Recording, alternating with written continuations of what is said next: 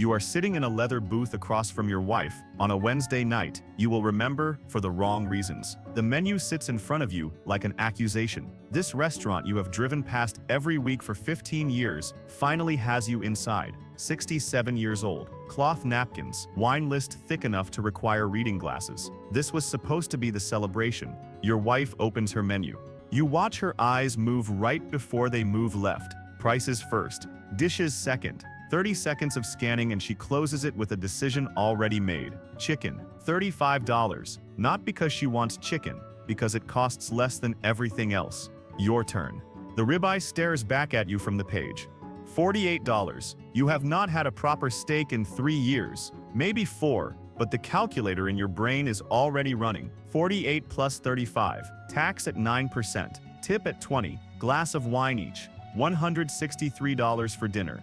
That voice arrives on schedule, the one you cannot silence, the one that has narrated every financial decision since you were 25. It whispers the same script it always does. $160 could be working for you, compounding, growing, protected, ready for when you really need it. The waiter returns. You hear yourself order the chicken.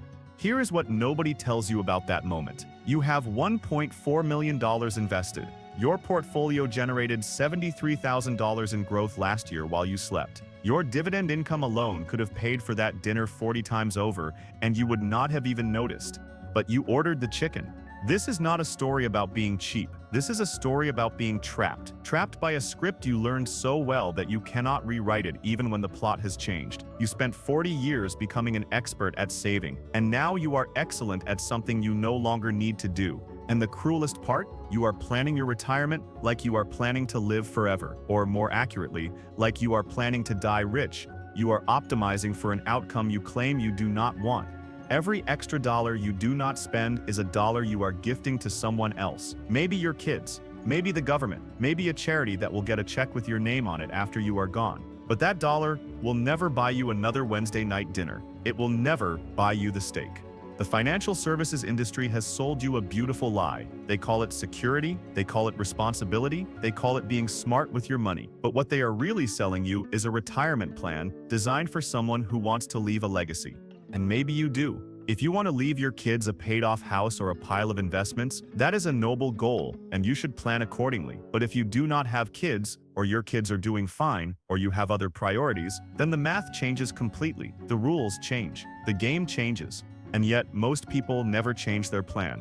They take the same advice designed for dynasty building and apply it to a life that does not need a dynasty. They follow the same withdrawal rates designed to preserve capital forever, even though they do not need forever. They stress over portfolio balances that will never drop below 7 figures, even though they will be dead before they spend half of it. This is the silent pandemic of modern retirement. Not running out of money, running out of time while sitting on a pile of money you are too afraid to use.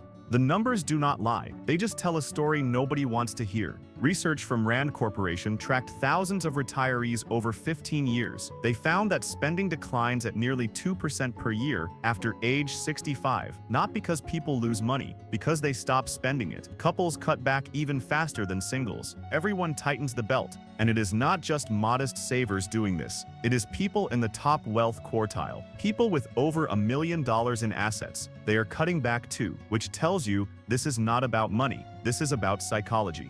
Another study followed retirees from retirement until death. The finding was brutal in its simplicity. 46% of Americans die with $10,000 or less in the bank. But here is the twist. Most of them lived comfortable lives. They had pensions, they had social security, they had income. They just never touched the principal. And on the other end of the spectrum, the wealthy die with most of their wealth intact. Research published by the American Economic Association found that high-income retirees decumulate their wealth incredibly slowly. Many die leaving estates worth 80% or more of what they had at retirement. Think about what that means. You work for 40 years. You save diligently. You invest wisely. You reach retirement with, let us say, $1 million. And then you live for 25 years. Enjoy your life. Cover your expenses, and die with $800,000 still in the account. You used 20% of what you had. You left 80% on the table, and unless you planned for that legacy, it means you spent 25 years under-living your life. The math gets even more absurd when you factor in what you could have done differently. If you had given yourself permission to spend just 30% more, You could have upgraded your lifestyle significantly. More travel, better experiences, nicer meals, help for your kids while they are young and struggling instead of wealthy when you are gone. But instead, that money sat in an account, growing, compounding, waiting for a future that never came. And before you think this is just about being irresponsible or reckless, let me be clear. This is not about spending everything. This is not about dying broke. This is about understanding that if you are not trying to leave a legacy, then preservation is not your goal. Sufficiency is your goal. You need enough to last your lifetime with a margin of safety. You do not need enough to last forever. The 4% rule has become gospel in retirement planning. Withdraw 4% in year 1. Adjust for inflation every year after. Your portfolio lasts 30 years. Simple, safe, bulletproof. Except it is not designed for you. It is designed for the absolute worst-case scenario in financial history. It is built to survive if you retire in 1966, right before a decade of awful markets and high inflation. It is built to give you a 95 to 99% chance of success. Which sounds great until you realize what success means in this context. Success means you die with most of your money still in the account. That is the trade-off. You spend less today to guarantee you will have a surplus tomorrow. William Bengen, the guy who created the 4% rule, has been saying for years that most people misunderstand it. In his recent book, he says the average safe withdrawal rate over the last century is 7%. 7, not 4. 4 was the floor, the worst case, the scenario where everything goes wrong. For everyone else, you can spend significantly more and still be fine. But the industry does not sell 7% withdrawal rates. They sell 4 because 4 is safe. 4 protects them from liability. 4 makes sure you never run out of money. And 4 also makes sure you die rich. If you have $1 million and withdraw 4%, that is $40,000 a year. If you withdraw 7%, that is $70,000. That is a $30,000 per year difference. Over 20 years, that is $600,000 in experiences you did not have because you were following a rule designed for someone else's goals. Let me tell you what happens in real life. Not in a Monte Carlo simulation, not in a spreadsheet, in real life. You are 65. You retire with a nice nest egg. You are healthy. You are energetic. You want to travel. You want to see the world. You want to visit your grandkids more. You want to take up hobbies you never had time for. But you are being responsible. You withdraw your 4%. You keep expenses low. You tell yourself you will loosen up later when you are more confident the money will last. Fast forward to 75. You are less energetic now. Travel sounds exhausting. Long flights hurt your back. You have some health issues. Nothing major but enough to slow you down. You still have plenty of money. In fact, your portfolio has probably grown, but your desire to spend it has shrunk with your energy level. Fast forward to 85. Now you really cannot travel. You are managing medications. You are focused on doctor's appointments and physical therapy. Your spending has dropped even more. You have more money than ever and fewer ways to enjoy it. This is what researchers call the spending smile. High spending early in retirement, lower spending in the middle years, a slight uptick at the end for healthcare. But that late life uptick is not discretionary. It is not fun. It is medical bills. The years when you could have spent more and enjoyed it, those were your 60s and early 70s, and you were too scared to spend then because you were planning for your 90s. Data from JP Morgan shows that retirees between 60 and 65 spend an average of $75,000 per year. By the time they hit 90, that drops to $52,000, a 30% reduction. Your most expensive years are your healthiest years. Your cheapest years are your least mobile years. And yet we plan retirement like spending will be constant or increase over time. The plan does not match reality. So what is actually happening here? Why do people with plenty of money live like they are broke? The psychology is layered and it is powerful. First, there is identity. You have spent 40 years being a saver. That is who you are. You are the person who packs lunch instead of buying it. You are the person who drives the car for 15 years. You are the person who maxes out the 401k every year without fail. That identity does not evaporate the day you retire. If anything, it gets stronger, because now you do not have a paycheck replacing what you spend. Every withdrawal feels like a loss. Every dollar spent is a dollar gone forever. Loss aversion is one of the most well-documented cognitive biases in behavioral economics. People feel losses roughly twice as intensely as they feel gains. Spending from your portfolio triggers that loss aversion in a way spending from a paycheck never did. Second, there is fear. The fear of running out of money is existential. A survey from Allianz Life found that 61% of retirees fear outliving their money more than they fear death. More than death. That fear is not irrational. It is legitimate. Nobody wants to be 85 years old and broke, but the problem is that fear becomes paralyzing even when the math says you are fine. You have run the projections, you have stress-tested the portfolio. You know intellectually that you can spend more, but emotionally, you cannot. Third, there is guilt. Spending money on yourself feels selfish. It feels wasteful. You have been conditioned to think that saving is virtuous and spending is indulgent, even when the spending is on things that matter, even when it is on experiences that will create memories and bring joy. A UK study found that when asked about emotions around spending retirement savings, 26% of people said anxiety, 18% said fear, 15% said guilt. Compare that to the positive emotions. 15% said excitement, 17% said security, 10% said relief. Anxiety, fear, and guilt are winning, and they are keeping people from living the lives they saved for. Here is what almost nobody talks about. The real risk in retirement is not running out of money. The real risk is running out of time with money still in the bank. A study from AARP found that 70% of retirees wish they had spent more on travel and family experiences when they were younger and healthier. 70%. That is not a small number. That is the majority. The majority of people who make it to old age look back and realize they played it too safe. They have money, they have regrets, and they cannot buy back time. So what is the alternative? If you are not planning to leave a legacy, what should your plan look like? It starts with redefining what you are optimizing for. You are not optimizing for maximum portfolio value at death. You are optimizing for maximum life value before death. That means accepting a different probability of success. Instead of 99%, maybe you target 85 or 90%. That still gives you a strong margin of safety, but allows you to spend significantly more today.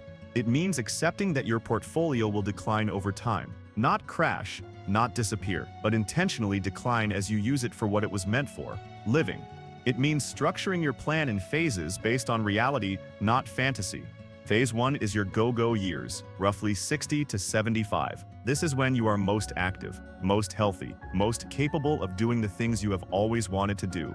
This phase should have the highest spending. You can safely withdraw 6, 7, even 8% if you are planning for a limited time window and you have other income sources like Social Security kicking in. Phase 2 is your slow-go years, 75 to 85. You are still active but less so. Travel is shorter. Activities are closer to home. Spending naturally declines. Your withdrawal rate can drop to 5 or 6%, and you will still be comfortable. Phase 3 is your no-go years, 85 and beyond. This is when spending is mostly essentials and healthcare. Social Security is covering a larger share of your expenses. Your portfolio is there as a backstop for medical costs and long-term care if needed. Withdrawal rates of 4% or lower make sense here. But here is the key. You do not plan for Phase 3 first. You do not spend your entire retirement living like you are 90 when you are 65. You front-load the spending when you can enjoy it. You build in guardrails so you do not overspend, but you give yourself permission to live. One strategy that helps psychologically is bucketing. You divide your portfolio into 3 separate mental accounts. Bucket 1 is for years 1 through 10. Bucket 2 is for years 11 through 20. Bucket 3 is for years 21 and beyond. You give yourself full permission to spend Bucket 1. It is spoken for. It is yours. When you spend from it, you are not endangering your future. You are using money that is allocated for now. Bucket 2 is growing in the background. You are not touching it yet, but you know it is there. And Bucket 3 is your safety net for longevity and healthcare. This structure creates psychological permission. It separates money I can spend from money I am protecting, and makes it easier to actually spend without guilt. Another critical piece is having guaranteed income cover your essentials. If Social Security and any pensions you have cover your housing, food, utilities, and basic healthcare, then your portfolio becomes discretionary money. It is lifestyle money, not survival money.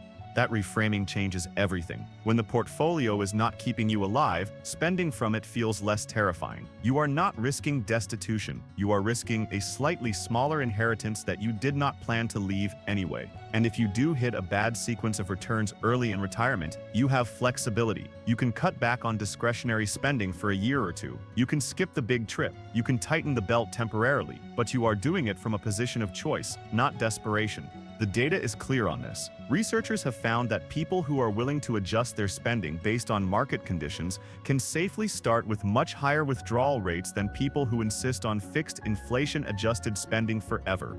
Flexibility is the secret weapon. It allows you to spend more on average while still protecting your downside. But none of this works if you cannot give yourself permission, and permission is hard. It requires you to confront the beliefs you have held for decades. It requires you to accept that being responsible does not mean hoarding. It means using your resources wisely for the life you want to live. It requires you to accept that you cannot control everything. You cannot guarantee you will not run out of money, but you also cannot guarantee you will not run out of time. And one of those risks is far more certain than the other. It requires you to accept that your money is a tool, not a scorecard. It is not about dying with the biggest number. It is about living the biggest life.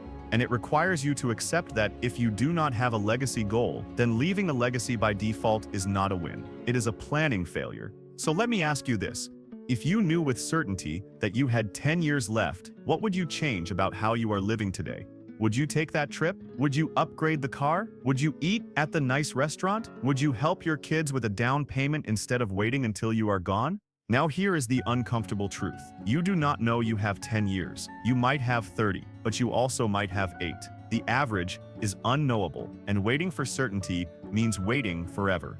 The people who figure this out do not wait for permission from a spreadsheet. They do not wait until they feel rich enough. They do not wait until the market has been stable for 5 years in a row. They decide that the plan they built is good enough. They run the numbers one more time. They add a margin of safety, and then they spend, not recklessly, not stupidly, but intentionally, on things that matter, on experiences they will remember, on time with people they love. They understand that retirement is not about preserving capital. It is about converting capital into life. And when they are 85 looking back, they will have memories, not regrets. They will have stories about the trip they took, the dinner they had, the time they spent, not stories about the account balance they maintained. Because here is what nobody tells you when you are sitting at that restaurant at 67 ordering the chicken when you want the steak. The people you are trying to impress with your frugality are not watching. The kids who will inherit your money do not need it as much as you need to live. And the future version of yourself at 85 will not thank you for the restraint. He will ask why you waited so long to start living. The richest place on earth is not Wall Street. It is the graveyard. It is filled with people who died with unspent money and unlived dreams. Do not let that be you. If you are not planning to leave a legacy, then stop planning like you are. Run the numbers honestly. Build in safety, and then spend. Order the steak. You earned it.